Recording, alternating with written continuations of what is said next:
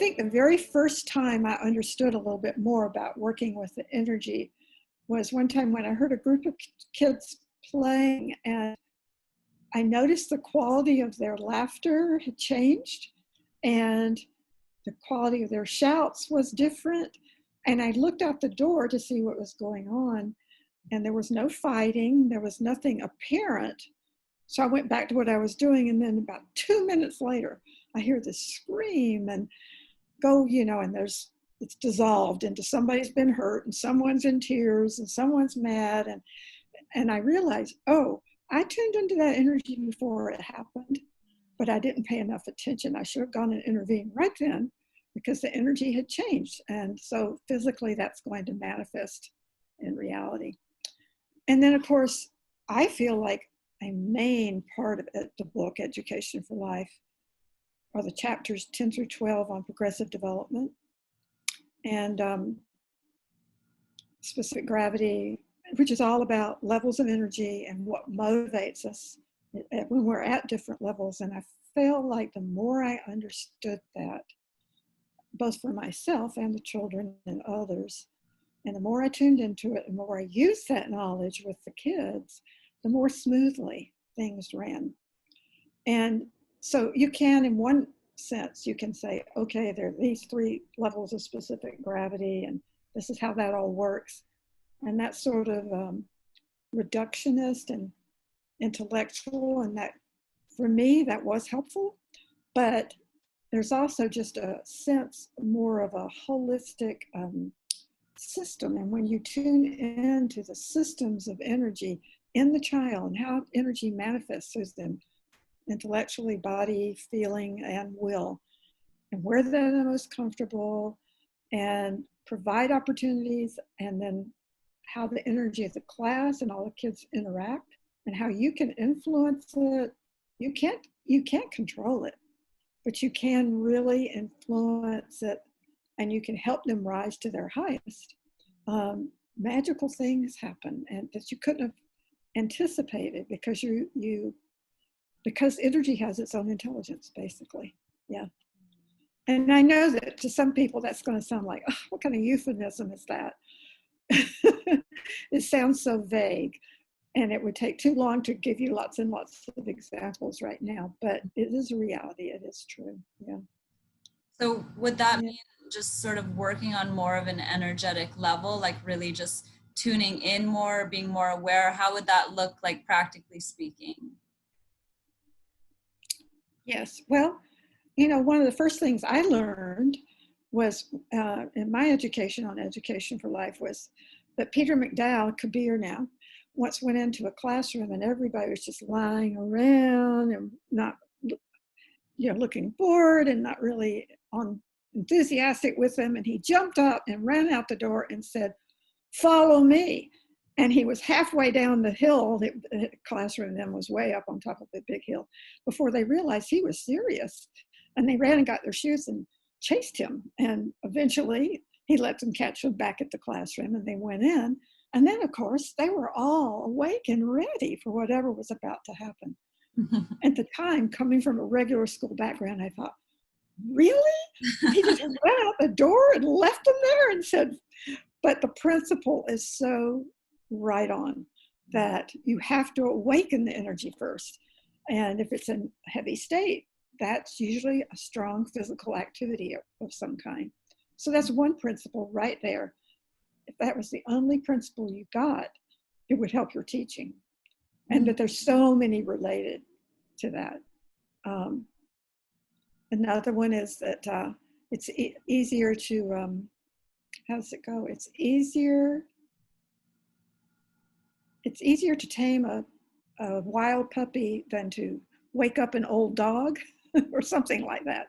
So that when you have a kid who has lots of energy and maybe it's not focused, to appreciate that and help them channel it and spend your energy helping, calling out the highest in that is well worth your time. Whereas a child who has low energy, I mean, sometimes they have low energy because of a physical reason or emotional problem at home. And of course we need to try to find out what those things are and help.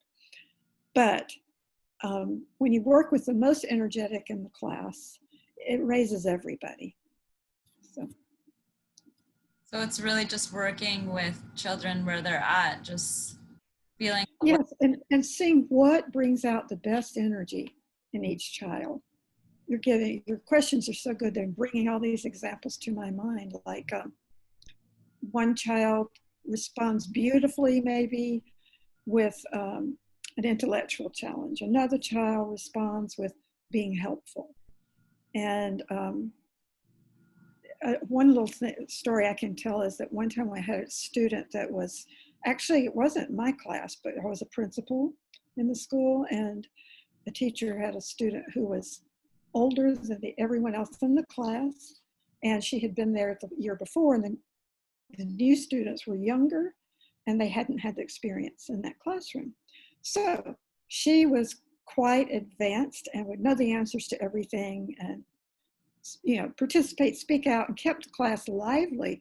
But as the year went on, this was getting kind of boring for her. It wasn't enough of a challenge. And she started, her energy started turning to be kind of uncooperative toward the teacher and rebellious. And basically she was a little bored. Mm. And the teacher, who was her first year in teaching in Education for Life School, kind of wanted to be stricter and give her consequences. But that would be, that's what you do for a child who's got heavy energy. She didn't have heavy energy. She had light energy, and now she'd sunk to ego active. And I just was thinking, well, what brings out the best in her? Well, she loved little kids and pets. And so I asked the preschool teacher if she could use her to help one morning a week. And the preschool teacher was delighted. And so I suggested to the teacher, that's what we do, is have her go help in the preschool one morning a week. And she was like, why would we do that? That's rewarding her for bad behavior. And I said, no, it's giving her a chance to express her strengths and to get out of this classroom and just reset. It's like an energy reset. And so we did it, and her mood, and she felt useful. She felt she was giving, and it just changed. It Wow. changed her whole energy. Yeah. That's so beautiful to have a teacher, tune into you like that and know what it is that you really need, rather than, like you said, just the traditional, let's, punish them for this behavior. It's amazing. Yes. And it's what every great Education for Life teacher does, and what the ones who are just beginning are learning, is how to see each child's strengths and tendencies, and how to help them through those strengths, through bringing them out and giving them opportunities in those areas. Then when they have those rewarding experiences, they're more willing to go along with you for the things they find challenging or boring or whatever. Yeah. Would you say like a lot of teaching comes through trial and error? Oh, yes. And, but you don't have to, if you have good mentors, you don't have to have as much trial and error, because you can see from them what works.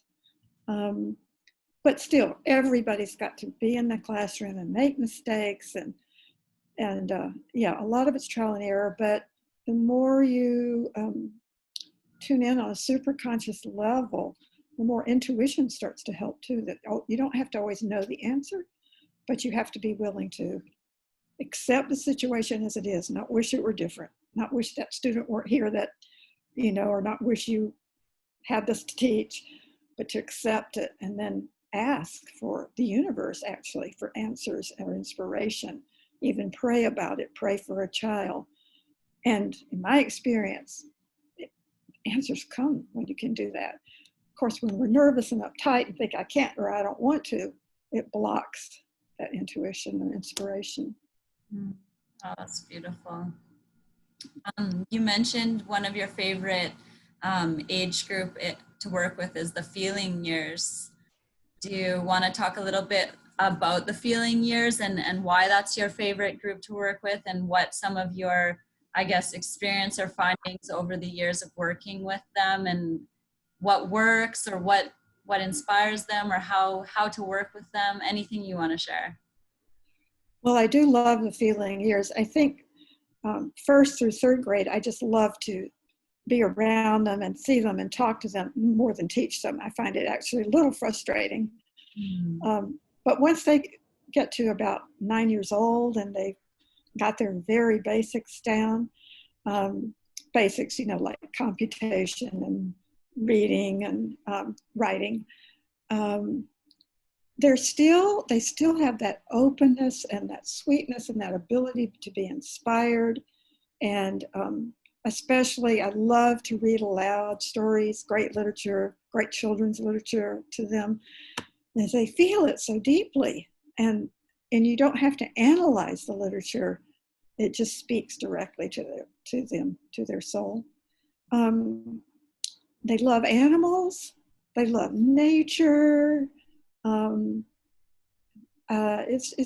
But they also now are getting excited by ideas and things, competencies they have. And when you teach them to do something new, and they realize, oh, I can write a 5-paragraph report, there's a great feeling of satisfaction on their part, and of course on the teacher's part, that you've helped them. So the feeling years, I like it because the arts are really important even in the classroom, the intellectual teaching, not even in the classroom, but even in subjects that aren't the arts. You can teach through the arts, meaning through dance, through singing, through, like I mentioned to you, the unit on birds, where the kids who wanted to got to model different bird feet with bird claws, with clay. It's just fun because you get to bring, I think I love it because I get to bring all parts, all the tools of maturity together. But you can do that at every age. You should be using all tools of maturity. I think it was important for me to teach the feeling years because it really opened my heart. Yeah. What is the feeling years again? Which age? Ages 6 through 11, 6 up into 12. But actually, I think, even though those are corresponding to the Jupiter cycles, at least in American society, I think when kids start going through puberty, that will comes on pretty strong, whether it's at 11, 12, 13, yeah. But yeah, about, older 5s up through age 11, 12, and then they start needing more challenge, more ways to express their will in the world. These ages are very receptive on the feeling level. They're receptive actually on every level. Most children are, unless they've had to block their hearts because they've been exposed to things they shouldn't have been. Yeah. Do you find that over the years, just with the world changing and media and everything, that have you noticed a change in children, just in their maturity level or what their interests are based on, what they're experiencing in the world? Have you noticed a change over the years? A positive change I've seen is that when I very first started teaching, there was still a real concept in people's minds of male roles and female roles. And today I see with children, there's much more openness and diversity and appreciation of girls in sports. And there's no concept that to be a professional, you would need to be a boy. It was very different when I started teaching. And that's just totally not in the consciousness of kids anymore. Wow, that's so great. That is great. A negative thing I've seen is because the media and the movies and everything has just gotten more and more sexualized over the year. I feel like kids are trying to, at a younger and younger age all the time, are trying to imitate. They want to grow up so fast. They want to be a teenager. They see teenage videos, the videos that a child 9 or 10 watches are videos of teenage girls and boys. And so they want to be that, and they forget about being, unless their parents have them in an environment where a lot of like-minded families are protecting them against all those influences. They don't get to be children as long.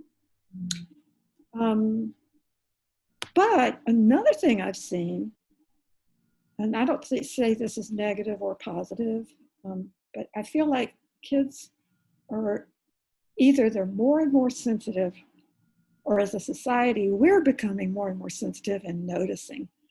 So many kids have allergies. So many kids have ADHD, which oftentimes they don't really have ADHD, but they're just so sensitive to stimulating environments that they can't cope with it. And so they become, what's the right word? I'm having trouble with my words. They become, clarity. I got a cut here.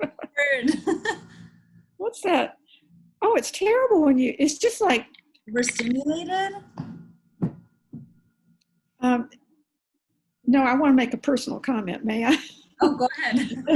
It's just so funny. It's like when your hormones, when you're older, it's like you're going through hormonal periods again, only it's just aging, and the estrogen is not there, and the brain goes, what's that word? Distracted. That's it. Distracted, okay. A simple word like distracted. Anyway, I can start that over. Well, you're on vacation mode right now too, so. I'm what? You're on vacation mode as well right now. So. Thank you. You're. Oh my gosh. So an ADHD, a kid who might be diagnosed as ADHD or whatever, there's so many acronyms. I've noticed sometimes when they would come to our school, they really settled down and were able to focus. And I felt like what it was is they were just so sensitive to stimulation in the environment. And they were also very sensitive to teasing and bullies, even if they weren't the object of it. They didn't even like to be around that. And all that was so distracting to them that they couldn't focus on learning. But I just noticed kids, there's way more autism. I don't know if that has to do with sensitivity or not. That's something apart from what I'm talking about.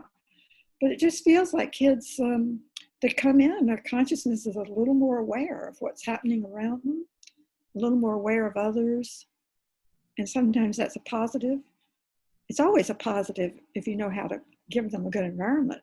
But if not, it's very hard for them. Yeah. Interesting topic, actually. So you have noticed in kids that there is more of a sensitivity, like you're saying. And yeah, I know we've touched upon a few points, but what would be some ways of sort of nurturing or reaching out or working with kids that have that kind of extreme sensitivity? Because I also feel like even just with my own son, with Kala, I noticed that he is extremely aware, even though he's only 2 years old. And I noticed that quality about him since he was born, actually. He is extremely aware, and he's also extremely sensitive. And I just feel like I agree that there are more children like that right now coming in. And how do you create an environment that really nurtures that quality in them without it becoming, I don't know what the word would be, like, we don't want to squash that quality because it's a beautiful quality, like you say, but is it a strength and a weakness, or what's your thoughts around? I do think it's a strength, but I also think that we have to, during the feeling years, up until they want to express their will in the world more, but we need to surround them with a very healthy, nurturing environment and people so that their true selves can flower. They don't have to shut down. And when hard things do happen, and they will happen even in the best environment, and they also will hear about things happening in the world, whether during my teaching, some of the things that we had to help students process were the war, the Gulf War, the Twin Towers. That was a really big one. Now the pandemic. And so part of it is, I think, being somewhat forthright and honest with children about what's going on. I mean, we don't have to share our deepest fears or frighten them unduly, but also reassuring them that they can cope with things, and reassuring them that loved ones will be there, and you can't just always say, well, I'll always be here, because you're not God. You don't know that you won't be in an automobile accident tomorrow. You want to be real with what you reassure them, but mention the family members, the people who care for them. And a lot of helping those overly sensitive kids is just giving them the tools to deal with things when it's too much for them. And this is something I did a lot in the feeling years, was teaching them how to calm themselves through the body, how to deep breathe, how to breathe slowly, and being sure to actually do that at times where, at real times, when real situations, like before you're putting on a little class play, and they're all excited, and then if you've practiced breathing, you can get them beforehand and say, wait, you're all nervous, don't be nervous, let's practice our breathing. And one of our teachers at the school here, Matthew, I hope you interview him, he has about 3 or 4 different types of breathing that they can do, and they're really cute. I can't think of any of them right now. One that I used to do was keeping a tissue in the air. So you take a deep breath, and then you'd blow out short breaths to keep the tissue in the air, like, and you finish doing that, and there's, your body, because your respiration has changed, your consciousness changes. Well, anyway, so actually practicing things in those real times, teaching them how, if they're nervous about a test, how they can stretch their calf muscles, and just different things like that. Giving them coping mechanisms. And one of those coping mechanisms is to help others, that they have the power to help others. So not just in a distant sense of, well, let's raise money for those children and who are starving in Africa or whatever, but something more close to home, like what child in your class is unhappy, or a neighbor loses a pet. What do you take over? How do you show that, show sympathy, empathy to that family? Help bringing your child into empowering them to be able to give love, to be able to take care of others, gives them a sense of competency. So that's one of the answers that comes to mind. I'm sure you can ask several different teachers and get several different good answers. Yeah, I love that answer. And I was just remembering on your questionnaire, you said you love to give the children physical activities that connect the left and right sides of the brain. What would that kind of include, or can you talk about that? Well, the traditional one that just about every teacher will have heard of is cross crawl. It's where you march in place, you touch your opposite knee to the opposite hand. So you're crossing the midline of the body, and you're using opposite sides of the body at the same time, the left leg and the right hand. That helps myelinate the 2 sides of the brain. But all kinds of things help the brain connect in new and different ways. One of the things I would do with the kids is, 2 years ago, actually it was the beginning of this year, I started out teaching middle school English, and then the high school English teacher wanted to switch with me, and so I switched. But when I was teaching the middle school English, one of the things I'd have them do is, I'd say, can you do this? And they'd go, oh, of course we can do that. And they'd do that. And then I'd say, okay, start with your little finger on one hand, your thumb on the other. And then they could do it really slowly. Well, then speed up. And they just, you get all, it's hard because the brain has to tell the 2 hands to do 2 different things. Yeah. All kinds of activities exist that do this. And they really help kids, not only giving their brain flexibility, but just to get in the body. Another one is sometimes if they're kind of needing to calm down is, give them maybe a chance to expend some energy. Let's all get up and do some jumping jacks or whatever, but then giving them some way to come back into their body, like saying, put your middle finger of one hand in your navel and the other at you could call it spiritual eye or point between the eyebrows, and pull in, push in. Inhale, pull up. Exhale, relax down. Inhale, pull up. Exhale, relax down. So if you tried to get them to do pranayama, that's like, what? Count and all that. But something simple like that. it really helps. Yeah. I forgot your original question. About Oh yeah, I remember. left and right side of the brain. But yeah, that's great because it's almost like giving them little challenges, and that's how they see it, because it's like, oh, I can do that. Like, Yes. And sometimes I'd even say, I bet you can't. I had a student once who I told him to calm down. He said, I'm calm. I'm perfectly calm. I said, no, you aren't. And he said, yes, I am. And I said, okay, take this book and put it on your head and walk across the room. And 3 steps and it fell off. And he was surprised because we had practiced balancing things on our heads, and he knew he could. I knew he could, but I knew his energy was just, and just that graphic demonstration of letting him do something with his body. Okay, something's going on. What is it? Yeah.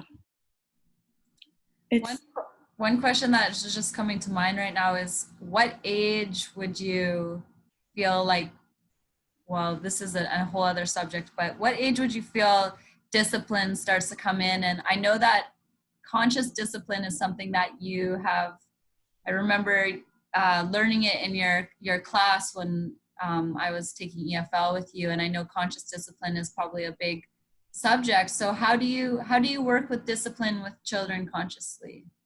And when's a good time for disciplining to start coming in?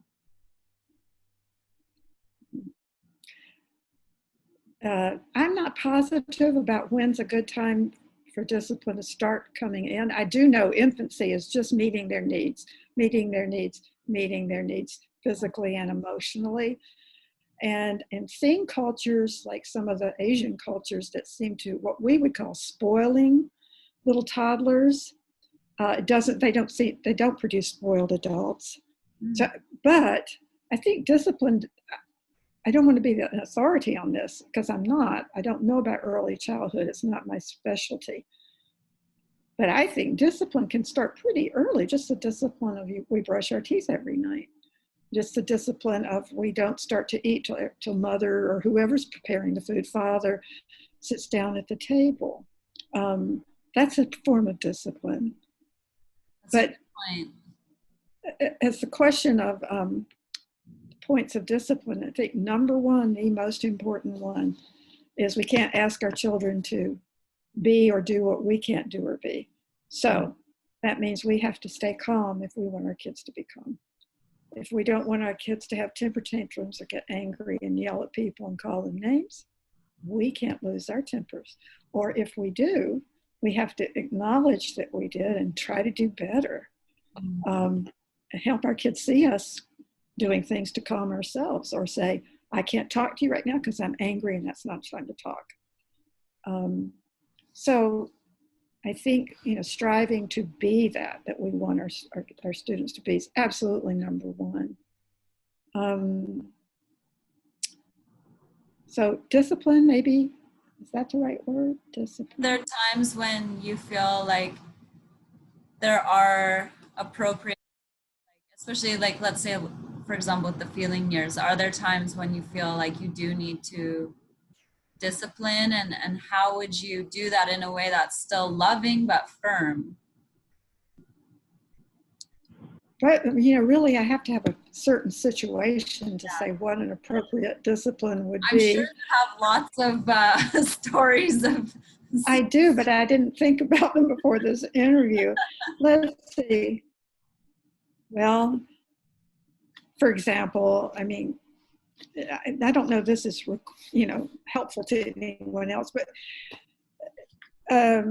you remember Bharati, who started the school with me in Portland, and she taught 1st and 2nd grade, and there were certain things in the class you just weren't allowed to do, like call somebody stupid might be one of them.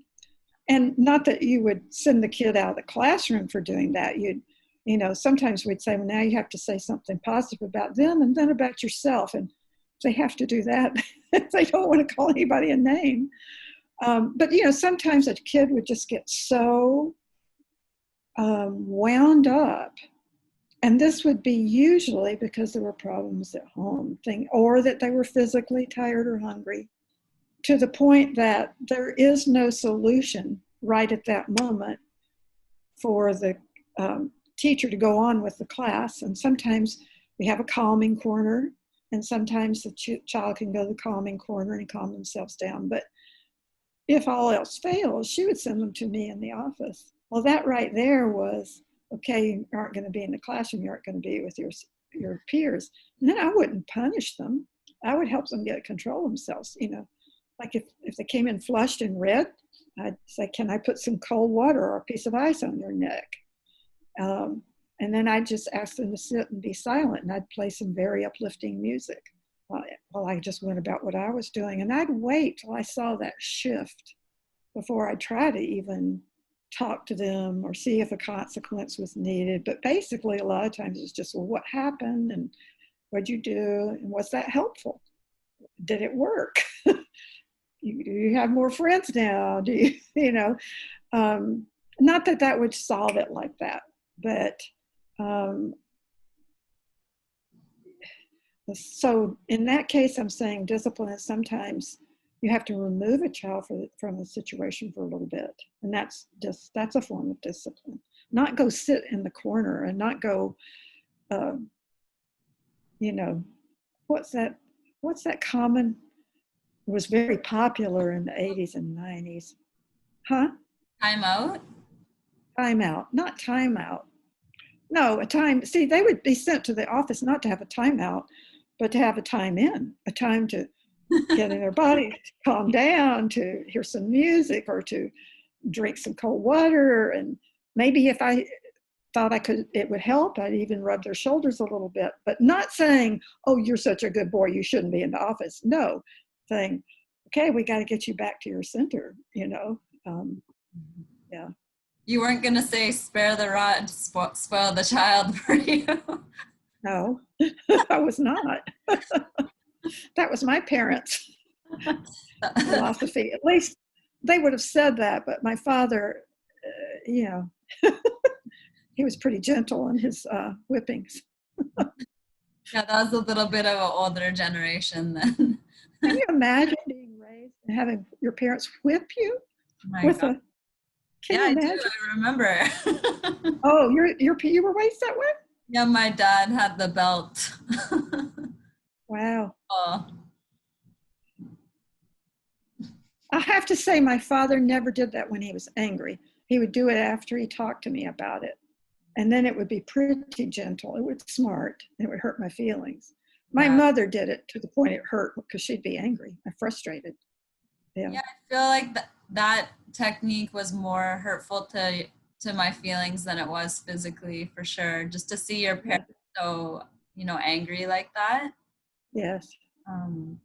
One thing I did want to ask you about was, I know at the conference you talked about parent education, and I know that that's a super important subject, and I just wanted to see if you wanted to just, as the last discussion point, you just wanted to share about that, because I'm sure that would be interesting for teachers to hear about.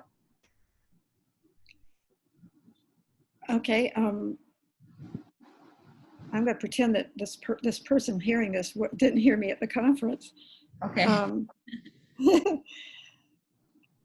I think it's, we as teachers, we sometimes get frustrated because we feel like, well, parents aren't supporting us at home because they're doing things differently, or they're not helping their children become calmer, more compassionate in their actions, or maybe they talk about other kids in the class and not in a positive way at home. And yeah, we just we've had it's our focus. Our whole focus has been how to raise children the best way and how to educate them. And some parents just came into it without any interest or knowledge prior.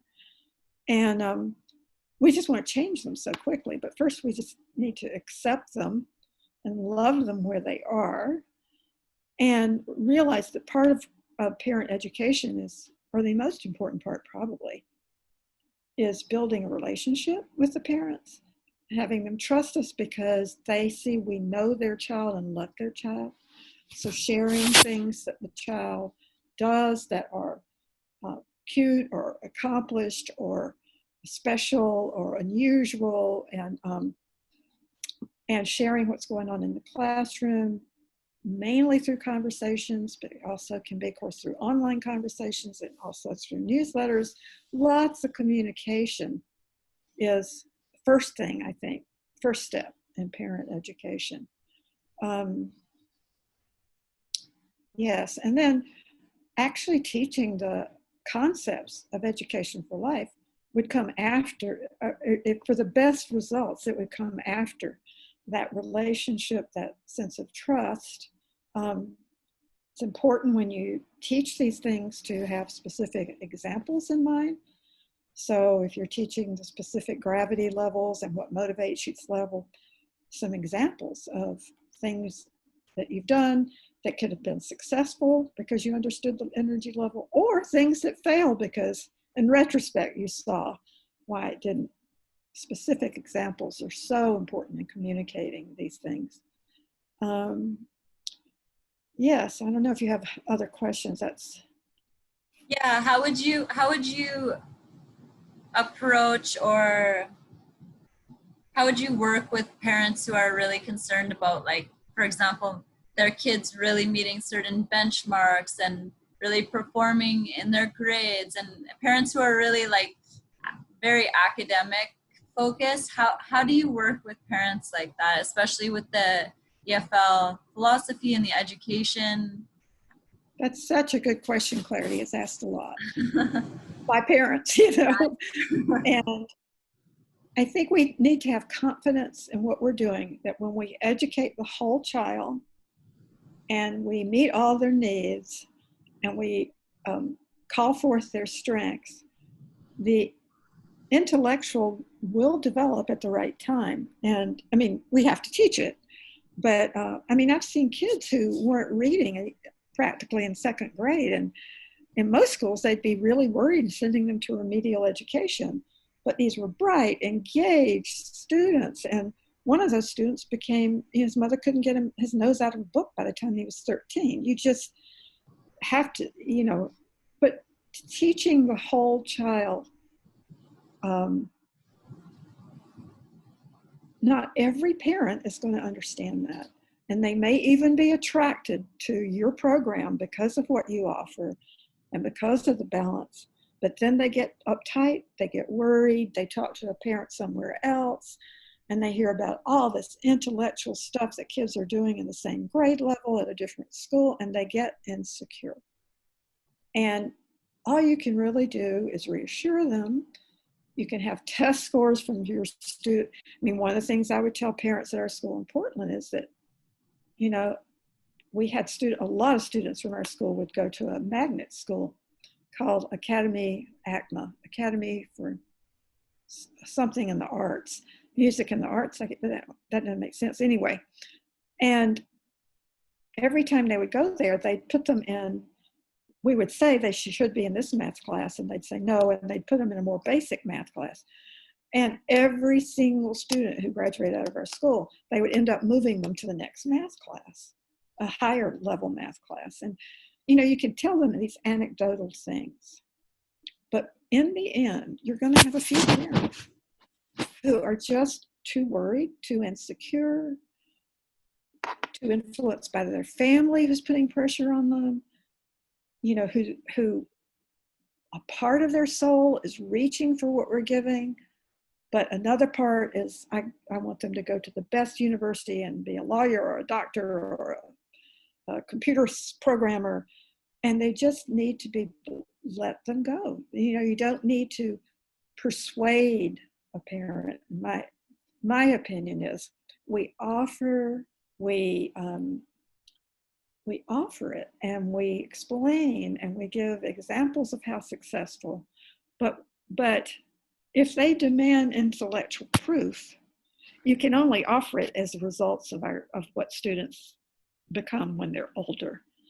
And you can give them other parents' names to talk to whose students graduated from our school. You can give them testimonials, but you will have some people who can't overcome that insecurity and fear or peer pressure. And you even have some parents, I think, that it's another reason, like the father doesn't want to spend the money anymore, and they have to come up with a more they don't want to admit that. So they come up with another reason. And you don't want to get in a conflict, you're right and I'm wrong, with a parent, ever.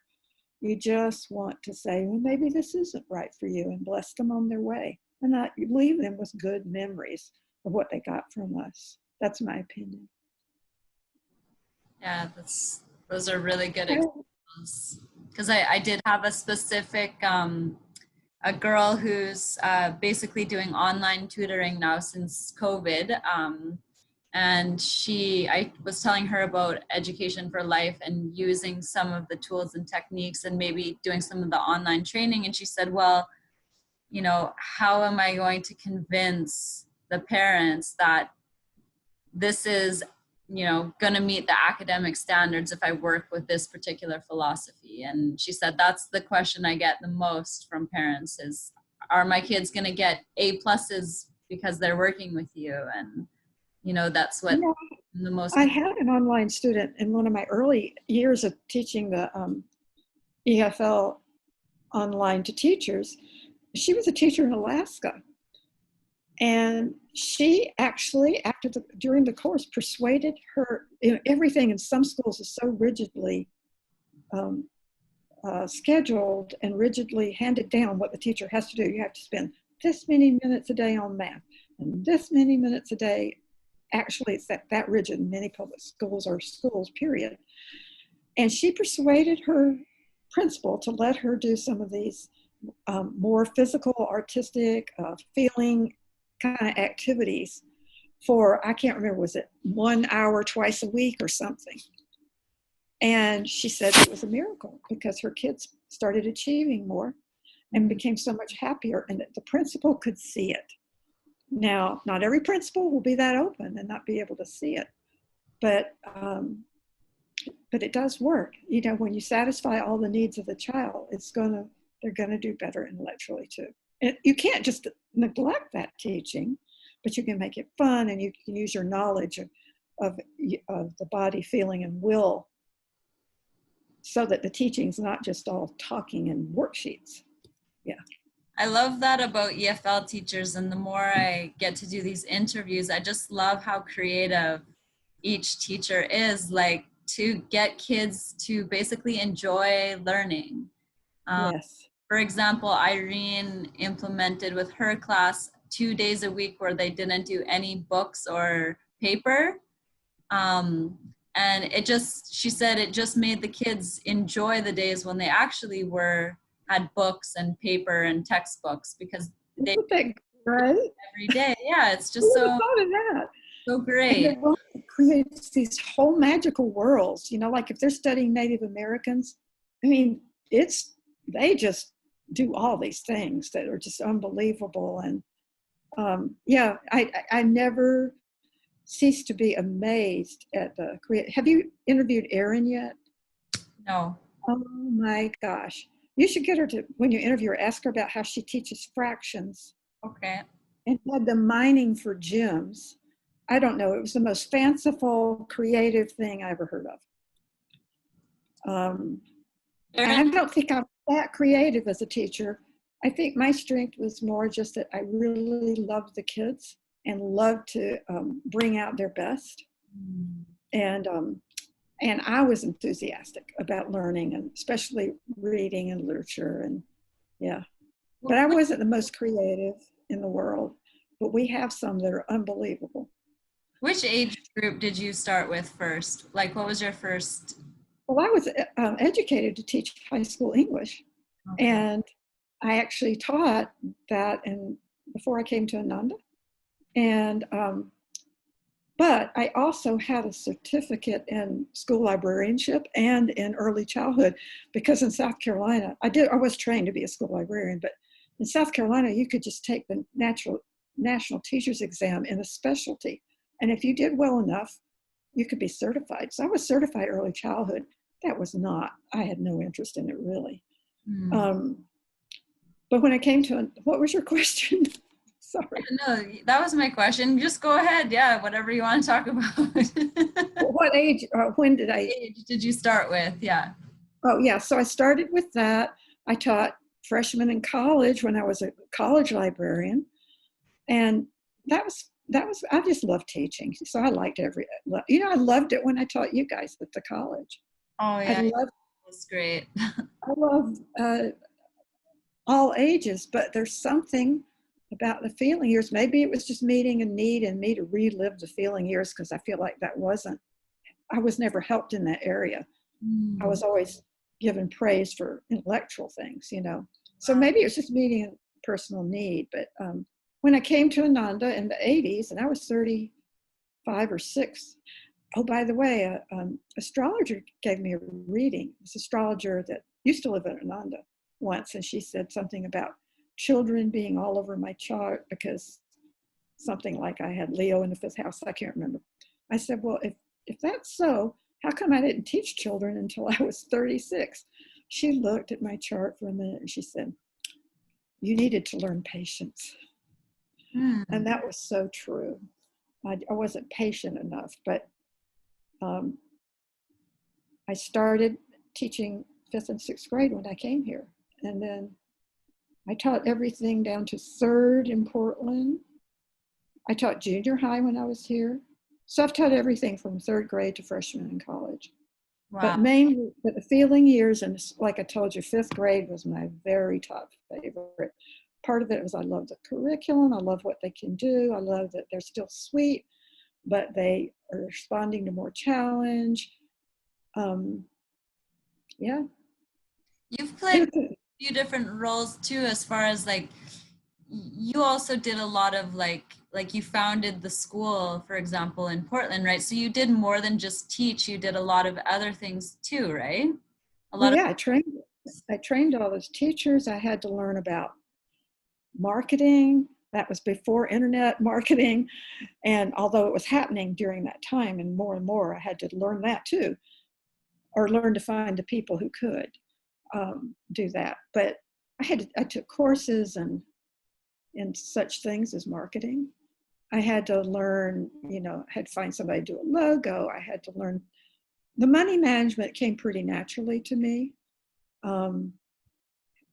Yeah, it was so much to it. Parent education, but mainly I saw my role as to support the teachers and help the teachers. Okay.